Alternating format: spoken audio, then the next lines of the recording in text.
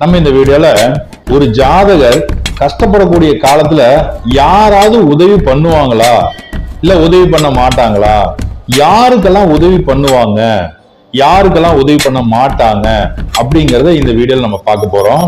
எதுக்காக இந்த வீடியோ அப்படின்னு பாத்தீங்கன்னா, நிறைய பேர் பாத்தீங்கன்னா சார் எனக்கு ஹெல்ப் பண்றதுக்கு ஒருத்தருமே இல்லை சார், நான் எப்பதான் சார் வாழ்க்கையில முன்னுக்கு வருவேன் அப்படின்னு சொல்லி கேக்குறாங்க. அவங்களுக்கு எல்லாத்துக்குமே இந்த வீடியோ உபயோகமா இருக்கும். மேற்கொண்டு பார்க்கக்கூடிய உங்களுக்குமே இது உபயோகமா இருக்கும். சரிங்களா?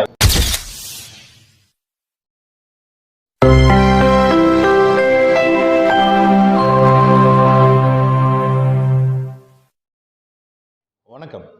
நமது மனிதநாடி அஸ்ட்ராலஜி யூடியூப் சேனல் வாயிலாக பார்த்து கொண்டு இருக்கும் அனைத்து நேயர்களுக்குமே இனி வணக்கங்கள். நம்ம இந்த வீடியோல ஒரு ஜாதகர் கஷ்டப்படக்கூடிய காலத்துல யாராவது உதவி பண்ணுவாங்களா இல்ல உதவி பண்ண மாட்டாங்களா, யாருக்கெல்லாம் உதவி பண்ணுவாங்க யாருக்கெல்லாம் உதவி பண்ண மாட்டாங்க அப்படிங்கறத இந்த வீடியோல நம்ம பார்க்க போறோம். எதுக்காக இந்த வீடியோ அப்படின்னு பாத்தீங்கன்னா, நிறைய பேர் பாத்தீங்கன்னா சார் எனக்கு ஹெல்ப் பண்றதுக்கு ஒருத்தருமே இல்லை சார், நான் எப்பதான் சார் வாழ்க்கையில முன்னுக்கு வருவேன் அப்படின்னு சொல்லி கேக்குறாங்க. அவங்களுக்கு எல்லாத்துக்குமே இந்த வீடியோ உபயோகமா இருக்கும். மேற்கொண்டு பார்க்கக்கூடிய உங்களுக்குமே இது உபயோகமா இருக்கும். சரிங்களா? பாருங்க, உங்களோட ஜாதகம் எடுத்துக்கோங்க. அதுல இப்ப உங்களுக்கு என்ன திசை நடக்குதுன்னு பாருங்க. சரிங்களா? அந்த திசை நடத்தக்கூடிய கிரகம் எந்த வீட்டுல இருக்குன்னு பாருங்க. இப்ப உதாரணத்துக்கு உங்களுக்கு இப்ப சுக்கிர திசை நடக்குதுன்னு வச்சுங்களேன். அந்த சுக்கிரன் மீனத்துல இருக்காருன்னு வைங்க. அந்த மீனத்துல இருக்கக்கூடிய சுக்கிரனை எந்த கிரகமாவது பாக்குதா அப்படின்னு பாருங்க. இப்ப நிறைய பேருக்கு பாத்தீங்கன்னா பாக்குது அப்படின்னா அதை எப்படி தெரிஞ்சுக்கிறது, பார்க்கலன்னு எப்படி தெரிஞ்சுக்கிறது அப்படின்னு யாராவது கேட்பீங்க. சரிங்களா? சரி, உங்களுக்கு தெரிஞ்சுக்கிறதுக்காக ஈஸியா ஒரு இது சொல்றேன். இங்க பாருங்க, எல்லா கிரகங்களுமே 7ஆம் இடத்தை பார்க்கும். அதாவதுங்க இருக்கிற வீட்டுல இருந்து இப்ப உதாரணத்துக்கு மேசத்துல செவ்வாய் இருக்காருன்னு வச்சுங்களேன். மேசத்துல இருக்கக்கூடிய செவ்வாய் 7ஆம் பார்வையா துலாத்தை பார்ப்பாரு. கிரகம் நின்ற ராசி, அந்த ராசியிலிருந்து நேர் 7வது ராசியில அந்த கிரகம் பாக்குதுன்னு அர்த்தம். இப்படி அந்த பார்வை இருந்துச்சு அப்படின்னு சொன்னாலே என்ன ஆகும்னு கேட்டீங்கன்னா, உங்களுக்கு உதவி பண்றதுக்கு ஆள் யாராவது வருவாங்க. சரிங்களா?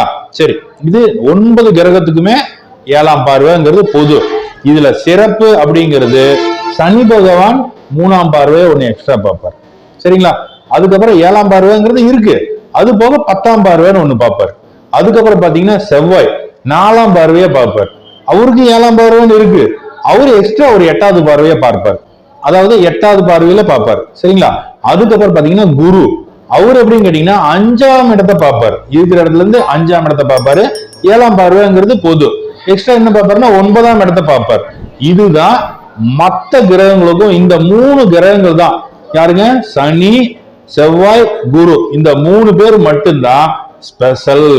இவங்களுக்கு மட்டும்தான் 3 விதமான பார்வை இருக்கு. மற்ற கிரகத்துக்கெல்லாம் ஒரே பார்வை மட்டும்தான். சரிங்களா? அப்ப உங்களுக்கு இப்ப என்ன திசை நடக்குதோ, இங்க பாருங்க, இங்க லக்னம் எல்லாம் முக்கியமே கிடையாது.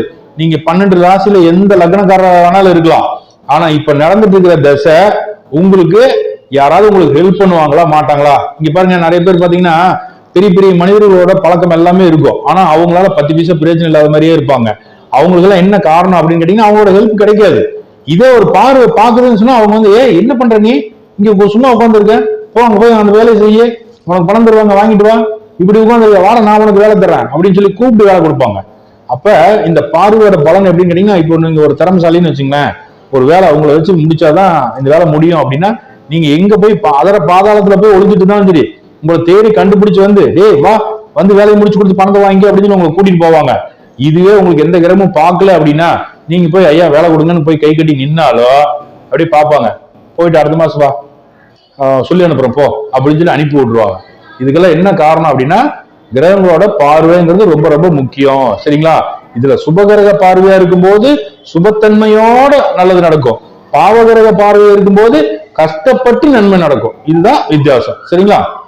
சரி, இப்ப இந்த வீடியோ மூலியமா உங்களுக்கு ஏன் நமக்கு மத்தவங்க உதவ மாட்டேங்கிறாங்க, யாருமே நமக்கு ஹெல்ப் பண்ண மாட்டேங்கிறாங்க அப்படிங்கிறதுக்கான விட கண்டிப்பா உங்களுக்கு கிடைச்சிருக்கும். சரிங்களா? சரி, இந்த வீடியோ பார்த்துட்டு இருக்கக்கூடிய நேயர்களுக்கு உங்களுக்கு இந்த வீடியோ பிடிச்சிருந்தது அப்படின்னா உங்க நண்பர்களுக்கும் அனுப்பி விடுங்க. உங்களுக்கு தெரிஞ்சு யாராவது ரொம்ப கஷ்டப்பட்டு இருப்பாங்க இல்லைங்களா, அவங்களுக்கும் அனுப்பி விடுங்க. அவங்களும் பார்க்கட்டும், அவங்களும் நல்லா இருக்கட்டும். சரிங்களா? இந்த வீடியோ பார்த்துட்டு இருக்கக்கூடிய அனைத்து நேயர்களுக்குமே என்னுடைய மனமார்ந்த நன்றிகளை தெரிவித்துக் கொள்கிறேன். அனைவருக்கும் வாழ்த்துக்கள். வாழ்க வளமுடன்.